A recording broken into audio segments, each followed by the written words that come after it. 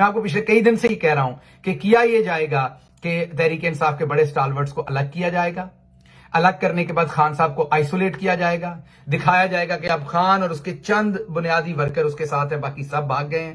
جب یہ دکھایا جائے گا اس کے بعد خان صاحب کے اوپر کسی کینگرو کورٹ سے جعلی کسی کیس کے اوپر ان کی نااہلی کروائی جائے گی کہ وہ الیکشن نہ لڑ سکیں. اس کے بعد شاید, مجھے یقین ہے کہ یہ ایسی حرکت بھی ہوگی, لیکن شاید ابھی بھی کچھ عقل باقی ہو تو ایسا نہ ہو, لیکن لگتا ہے کہ انہیں جیل میں بھی ڈالا جائے گا. اس کے بعد اکتوبر کے اندر الیکشن کرانے کا ڈھونگ رچایا جائے گا, اور وہ الیکشن ہوں گے جس میں اکیلے دوڑیں گے اور ایک ہی بندہ دوڑے گا تو وہی فرسٹ آئے گا. تو کسی نہ کسی طریقے سے لولے لنگڑے الیکشن کرا کے دوبارہ مریم صفدر, شہباز شریف, بلاول بھٹو, اسی پوری کمپنی کو دوبارہ بٹھایا جائے گا, اسی ٹولے کو حکومت کے اوپر. اور اس کے بعد تحریک انصاف کے لوگ جو ان میں شامل ہونا چاہیں گے اس حکومت میں, انہیں عہدوں سے نواز کے اس تحریک کا اپنی طرف سے گلا گھونٹ دیا جائے گا, اور جو اس میں شامل نہیں ہونے جائیں گے ان کے اوپر سختیاں برقرار رہیں گی, ان پہ, ان کے خاندانوں پہ, ان کے گھر کی خواتین پہ, ان کے کاروباروں کے اوپر, اور آہستہ آہستہ یہ تمام تحریک جو ہے وہ دم توڑ دے گی. یہ پورے کا پورا سیٹ اپ ہے. اب اس سیٹ اپ میں کپتان کیسے کھیلتا ہے, آپ کیسے کھیلتے ہیں, اللہ کی ذات کی کیا پلاننگ ہے, یہ چیزیں اس پورے پلان کو فیل کر سکتی ہیں یا ادروائز ریزلٹس آ سکتے ہیں. سب سے پہلے تو فواد چودھری صاحب کا ٹویٹ دیکھ لیا جس میں انہوں نے کہا کہ وہ سیاست سے بریک لے رہے ہیں, جو موجودہ حالات ہیں ان کے اندر وہ پارٹی سے اس ٹائم دور جا رہے ہیں, عمران خان صاحب کو چھوڑ رہے ہیں. ان کا آپ نے ٹویٹ دیکھا, ایکسپیکٹڈ تھا کیونکہ ان کے اوپر بہت پریشر تھا, اور میں نے آپ کو چند دن پہلے یہ بتا دیا تھا. اس کے بعد آپ نے اسد عمر صاحب کی ایک پریس کانفرنس دیکھی, ملا جلا رد عمل ہے آپ لوگوں کا, میں دیکھ رہا ہوں سوشل میڈیا پہ. میرا انالیسس یہ تھا کہ بڑی گریسفل پریس کانفرنس تھی. کس کو نہیں پتا کہ کتنا پریشر ہے, کس کو نہیں پتا. میں نے پچھلے ہی ویلاگ میں آپ کو بتایا تھا کہ اسد عمر صاحب کو بھی کس طریقے سے تنگ کیا جا رہا ہے, کتنا پریشر ڈالا جا رہا ہے, کیا کچھ ان سے کہا جا رہا ہے, اور انہیں یہ کہا جا رہا ہے کہ آپ پارٹی چھوڑیں اور خان صاحب کے مقابلے میں جا کھڑے ہوں, آپ کو ہم وزیر اعظم اگلا بنائیں گے. لیکن انہوں نے گریس کا مظاہرہ کیا, انہوں نے ایک پڑھے لکھے سلجھے ہوئے انسان کا مظاہرہ کیا, اور جب انہوں نے اپنی پوزیشن سے سیکرٹری جنرل سے استعفیٰ دیا, پارٹی کی بنیادی رکنیت سے انہوں نے استعفیٰ نہیں دیا, انہوں نے کور کمیٹی اور سیکرٹری جنرل شپ سے استعفیٰ دیا, پارٹی کی بنیادی رکنیت سے انہوں نے. اور اصل پارٹی کی اساس جو ہوتی ہے, عہدے تو آتے جاتے رہتے ہیں, سب سے بڑی اساس ہوتی ہے کہ آپ جو پارٹی کے ورکر ہوتے ہیں, جو پارٹی کا بنیادی عہدہ ہوتا ہے, اصل بات آپ کی وہ ہوتی ہے, ورکر ہوتا ہے پارٹی کا, جو وہ اس کی طاقت ہوتی ہے. تو اسد عمر صاحب نے بہت ہی گریسفلی, آپ اگر دیکھیں تو ایک پریس کانفرنس کل فیاض الحسن چوہان صاحب کی تھی, میں کچھ زیادہ نہیں کہوں گا, آئی تھنک آپ نے وہ پریس کانفرنس دیکھ لی تھی, اور اس سے آپ خود ہی نتیجہ اخذ کر سکتے ہیں کہ اس کے لیے شعر ہے کہ لگدی ناڑوں ٹوٹدی چنگی, بے قدرے دی یاری, پلا ہویا لڑ لاگیوں چھٹیا, عمر نہ بیتی ساری. میاں محمد بخش صاحب نے یہ شعر لکھا تھا, شاید اسی دن کے لیے لکھا تھا. ایک انہوں دا ہور شعر ہے کہ نیچاں دی اشنائی کڑوں فیض کسے نہ پایا, ککر تے انگور چڑھایا ہر گچھا زخمایا. سو یہ شاید وہی اسی سچویشن کے لیے شعر لکھے گئے تھے شاید. اسد عمر صاحب نے جہاں پر ایک بڑا مشکل فیصلہ کیا کہ انہوں نے سیکرٹری جنرل اور کور کمیٹی کے عہدے سے استعفیٰ دیا, لیکن اس کے ساتھ ساتھ اگر آپ دیکھیں تو انہوں نے بہت ہی گریسفلی پارٹی کے ورکرز کو جس طریقے سے سراہا, وہ جاتے جاتے بھی وہ داستان کہہ گیا جس پر پابندی تھی, وہ جاتے جاتے وہ بات کہہ گئے کہ کس بہادری سے, کس حب الوطنی سے, کس جواں مردی سے پاکستان تحریک انصاف کا ایک ورکر اس ساری جو تحریک چل رہی ہے اس کے اندر انہوں نے اپنا رول پلے کیا.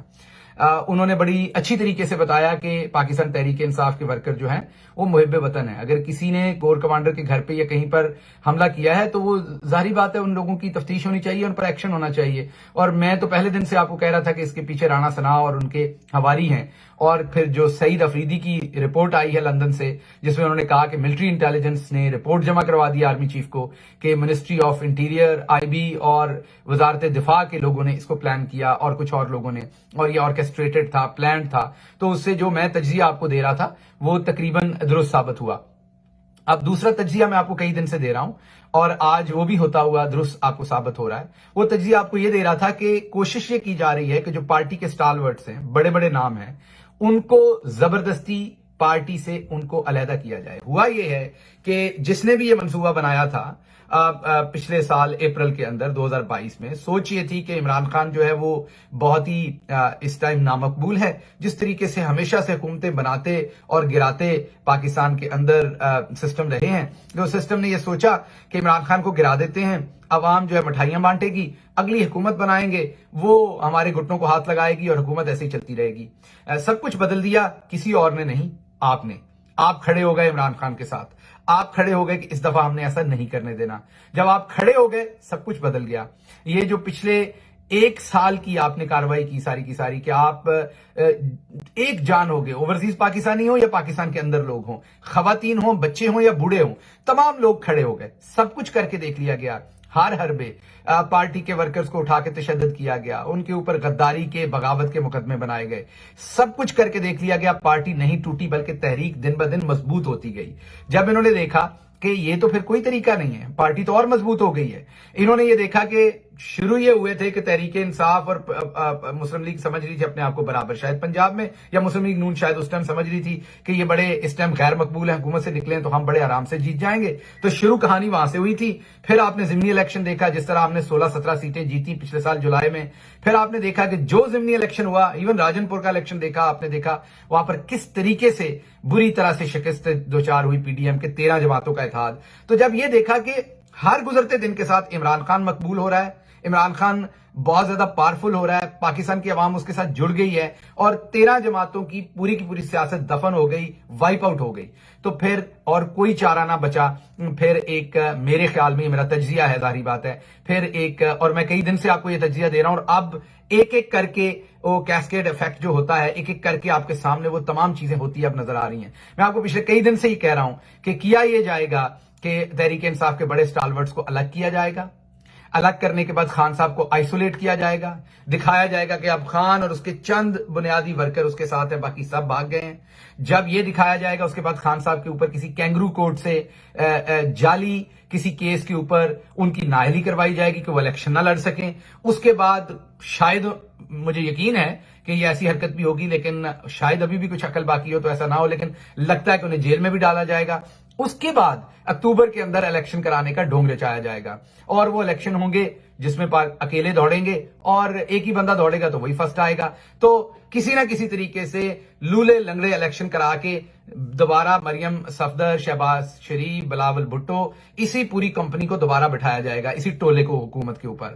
اور اس کے بعد تحریک انصاف کے لوگ جو ان میں شامل ہونا چاہیں گے اس حکومت میں، انہیں عہدوں سے نواز کے اس تحریک کا اپنی طرف سے گلا گھونٹ دیا جائے گا، اور جو اس میں شامل نہیں ہونے جائیں گے ان کے اوپر سختیاں برقرار رہیں گی، ان پہ، ان کے خاندانوں پہ، ان کے گھر کی خواتین پہ، ان کے کاروباروں کے اوپر، اور آہستہ آہستہ یہ تمام تحریک جو ہے وہ دم توڑ دے گی. یہ پورے کا پورا سیٹ اپ ہے. اب اس سیٹ اپ میں کپتان کیسے کھیلتا ہے، آپ کیسے کھیلتے ہیں، اللہ کی ذات کی کیا پلاننگ ہے، یہ چیزیں اس پورے پلان کو فیل کر سکتی ہیں یا ادروائز ریزلٹس آ سکتے ہیں.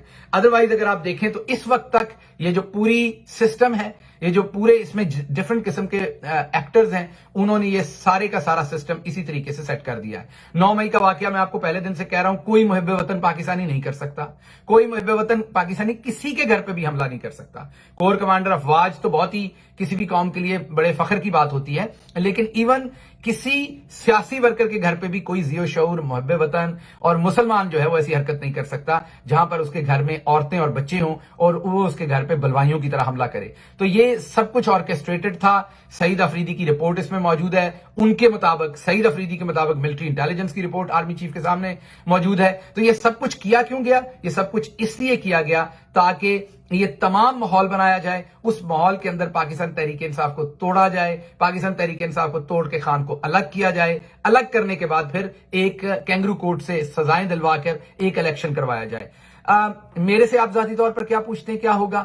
میں نے عمران خان کے ساتھ بہت قریب رہ کے کام کیا ہے، میں ان کو جانتا ہوں. ان کے دماغ میں ابھی بھی پلان بی ہوگا اس ساری سچویشن میں بھی. وہ سب سے پہلے پاکستان کا سوچیں گے، وہ اس کے بعد وہ اپنے ورکرز کا سوچیں گے، اسپیشلی فیمیل ورکرز کا سوچیں گے. اور فائٹ وہ ہو سکتا ہے حکمت عملی ہو کہ اس ٹائم وہ تھوڑا سا دھیما ہو، اس ٹائم وہ بات کرنے کی کوشش کریں، کیونکہ وہ اپنی فوج کے تو کبھی بھی خلاف نہیں ہیں، وہ اپنی اسٹیبلشمنٹ کے کبھی بھی اس طریقے سے خلاف نہیں جیسے نون لیگ اور پیپلز پارٹی ماضی میں رہی ہے. ان کے ساتھ وہ کبھی بھی مذاکرات نہیں کرنے چاہیں گے، لیکن اس ٹائم ملک جس کیوس میں ہے، جس ساری سچویشن میں ہے، وہ چاہیں گے کہ اگر کسی طریقے سے بھی فری اینڈ فیئر الیکشن کا ماحول بن جائے تو وہ بات چیت کرنے کو تیار ہوں گے. لیکن اگر میں نے جیسے آپ کو کہا کہ اگر یہ ایسے الیکشن کروا بھی دیں جو جعلی ہوں اور اس سے ایک اسمبلی آ بھی جائے تو پھر کیا ہوگا؟ دوبارہ خان کو لانا پڑے گا، دوبارہ آپ کو پاکستان تحریک انصاف ایمرج ہوتی نظر آئے گی، دوبارہ آپ کو بہت سارے لوگ جو مجبوری میں گئے ہیں وہ پاکستان تحریک انصاف کو دوبارہ جوائن کریں گے.